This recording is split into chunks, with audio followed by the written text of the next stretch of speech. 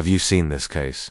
A young girl goes missing, and after 3 weeks her body is found dumped along the side of a highway in plastic bags. This is the most recent missing persons case I'll be covering, and all of the links to this case will be in the description below. In early February 2025, 14-year-old Emily Pike was reported missing in the small town of Globe, Arizona. According to her aunt, Emily had run away from her group home once before and returned 2 days later, so they figured she'd do the same thing again and stay with a friend. However, when she hadn't come back within 2 days, they began to worry. Her last confirmed sighting was on January 31, 2025, when she was caught on camera at the Circle K convenience store about 5 miles from her group home. The footage shows her wearing a white shirt, blue jeans, and her trademark navy hooded sweatshirt. The day before, she sent her foster mom several texts saying she was hanging out with some new friends. The police described these friends as unhoused nomads who lived in tents around the area. After Emily went missing, hundreds of volunteers joined law enforcement officials to search for her. The police released several images of her from surveillance footage and asked anyone with information to come forward.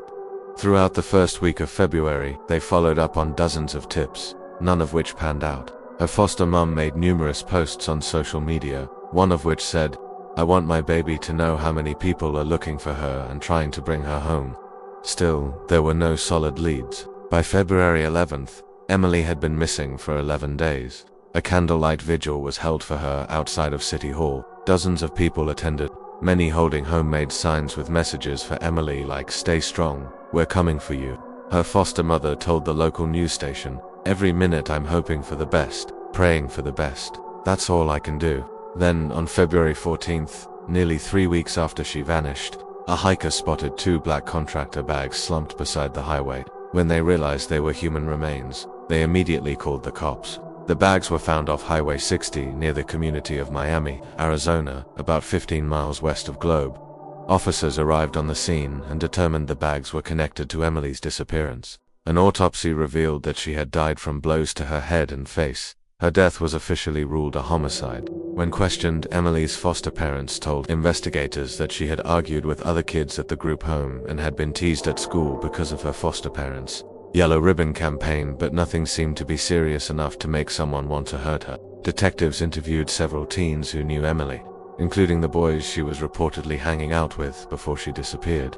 One of them, Joseph Mitchell, admitted to taking Emily to the isolated area of Highway 60, but he claimed they just smoked weed together and he left her there voluntarily, so she could call her foster mom and tell her she was fine.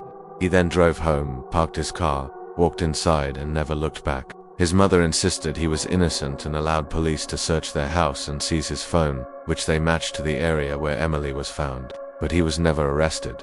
The other 2 boys denied knowing anything about what happened to Emily. As the investigation continued, the police began focusing on 3 persons of interest. Person 1 was the driver who dropped off and picked up Joseph Mitchell from the remote area where Emily's body was found. Person 2 was a driver who may have picked Emily up hitchhiking near her group home. And person 3 was an unidentified man spotted on surveillance footage buying items from a Walmart the same day she disappeared.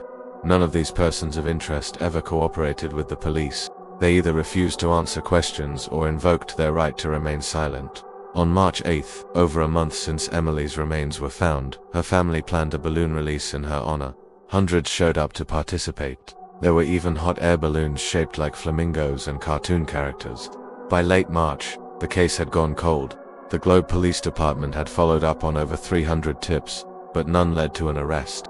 The statute of limitations for sexual assault cases in Arizona is 20 years. Meaning that even if the perpetrator is never identified, the case will remain open until a suspect is found. Now, if you've watched any of my other videos, you'll know that I typically try to avoid discussing cold cases, especially ones that are still under investigation. However, I make exceptions for cases that gain national attention, especially when the victim is a minor. Unfortunately, this case fits those parameters. Not only did Emily vanish without a trace for almost 3 weeks, but her body was found dumped along a highway. It's hard to imagine the kind of evil it takes to harm a child that much. The fact that she was 14 years old and in the foster care system makes this case even more heartbreaking. She was already vulnerable and just trying to get by. Whatever happened to her, I hope the people responsible are brought to justice. Now I want to hear from you.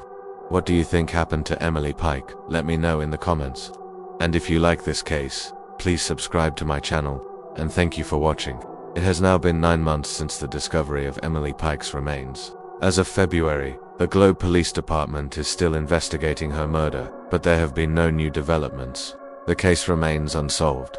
In October, I received several comments on my Emily Pike video suggesting that I make shirts to support her case. I decided to look into it and had 100 shirts printed. I ordered them myself and have been selling them for the past few weeks. Last week, I shipped out my first order. The response has been amazing, and I am happy to say that I was able to donate $500 to the Globe Police Department to be used towards Emily's case. I want to thank everyone who purchased a shirt. You don't know how much this means to me. Not only was I able to raise money for the police, but I've also raised awareness for Emily's case. The fact that people like you are willing to help solve this mystery gives me hope that Emily will get the justice she deserves. If you're still interested in getting a shirt, they're available for $20 plus shipping. All proceeds will be donated to the Globe Police Department. You can find the link to purchase a shirt on my social media bio. If you're not on social media, I'll leave the link in the description below. Thanks for watching, and remember to subscribe to my channel.